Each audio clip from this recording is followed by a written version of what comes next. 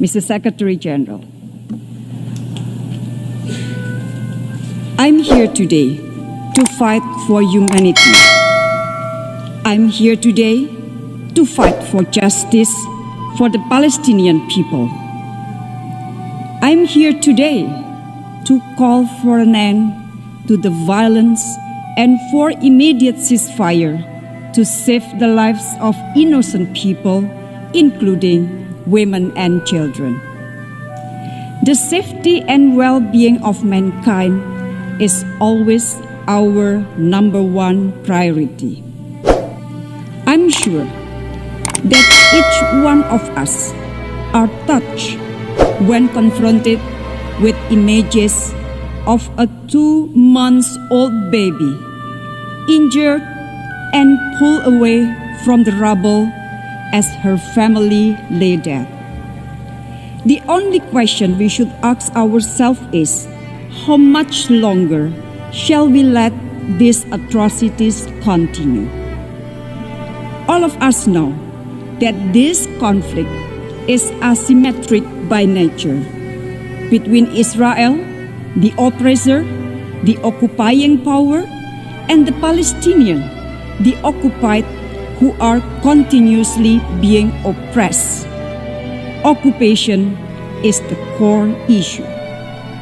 The international community owes the Palestinian people a long overdue independent state of Palestine, living side by side in equal footing with all of us.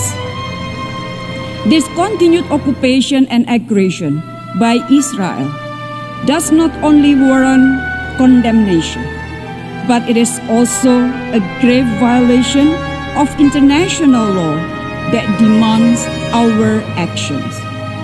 Thus, I call the UN General Assembly to take 3 actions. First, stop the violence and military action to prevent further casualties. At the same time, the General Assembly should demand for an immediate, durable, and fully respected ceasefire. All avenues must be exhausted to de-escalate the situation urgently, as we also support continued and relentless effort by the Secretary General. Furthermore, we must be able to prevent future recurrence of the atrocities. In this regard, the General Assembly should call for the establishment of an international presence in Al-Quds to monitor and to ensure the safety of the Palestinian people in the occupied territories and to protect the status of Al-Haram al-Sharif compound, the holy place for 3 religions. Second, to ensure humanitarian access and protection of civilians. Our ultimate responsibility is to save lives.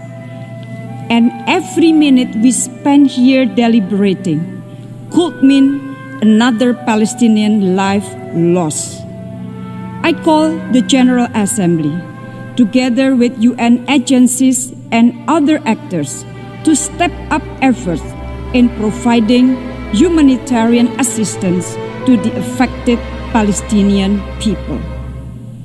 It must urge Israel to open and allow access for the delivery of humanitarian aid, including to Gaza, which has been under siege for more than 13 years. Third, pursue a credible multilateral negotiation. Credible negotiation is very important to advance a just and comprehensive peace based on 2-state solution in line with internationally agreed parameters. The General Assembly has moral and political responsibility to ensure that peace negotiation take place. We must put a stop to the systematic efforts by the occupying power that may leave nothing left to be negotiated. We must not allow the Palestinians to have no other choice but to accept injustice for the rest of their life. Therefore, we have to stop this injustice now. We have to continue our support to Palestinians to get their independence and justice. Mr. President, in recent days, during the COVID-19 pandemic, we witnessed the erosion of trust in multilateral institutions. Today, we hold this meeting with one main purpose: to ensure that justice prevails for the Palestinians. This meeting will be seen as a litmus test for multilateralism. We must remain committed and stand united in our efforts against all illegal acts of Israel toward ending the occupation in Palestine. We have to act now together. UN has to act now. I thank you.